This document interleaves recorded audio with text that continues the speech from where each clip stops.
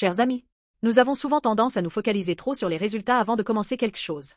Par exemple, en préparant un examen, nous pouvons nous obséder à obtenir une bonne note, ou en lançant une entreprise, nous concentrer uniquement sur le fait de gagner beaucoup d'argent.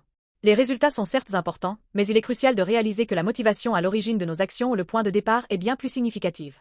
Il est essentiel de réfléchir profondément à pourquoi nous voulons faire quelque chose et à ce qui constitue le cœur de nos intentions.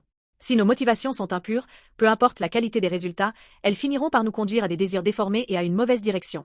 Dans 2 Samuel 24:1, le roi David ordonna un recensement du peuple d'Israël. À première vue, ce recensement pouvait sembler être un acte légitime pour gouverner efficacement le pays. Cependant, le recensement de David n'était pas simplement un décompte des personnes, il provenait d'un cœur orgueilleux qui cherchait à se vanter de sa propre force plutôt que de s'appuyer sur Dieu. Sa motivation était l'orgueil et l'autoglorification.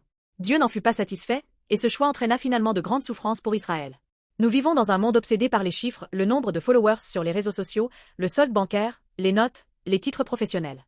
Nous essayons de prouver notre valeur à travers ces choses. Mais si notre motivation pour les poursuivre est de montrer que je suis meilleur, ou de surpasser les autres, nous finirons par nous épuiser et ressentir un vide. Comme David, des motivations erronées nous mèneront sur un mauvais chemin. En revanche, Jésus-Christ a vécu une vie totalement opposée à cela. Quelle était la motivation de Jésus lorsqu'il est venu sur cette terre? Bien qu'il fût le Fils de Dieu, Jésus est venu pour accomplir la volonté de Dieu et pour nous aimer. Il s'est abaissé et a obéi jusqu'à la mort sur la croix. L'obéissance parfaite de Jésus a expié nos désirs déformés et notre orgueil. Nous ne sommes plus captifs de notre propre force et de nos désirs. En Christ, nous avons été libérés du fardeau du péché, et par son obéissance, nous sommes devenus justes devant Dieu. Désormais, au lieu de vivre par notre propre force, nous avons la puissance de vivre une vie d'obéissance à la volonté de Dieu en Christ. Nos vies peuvent devenir un canal pour révéler la gloire de Christ, plutôt que de nous élever nous-mêmes.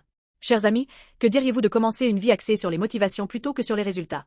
Lorsque nous offrons le centre de nos cœurs à Dieu et commençons tout avec une motivation qui lui plaît, nos vies deviendront véritablement riches.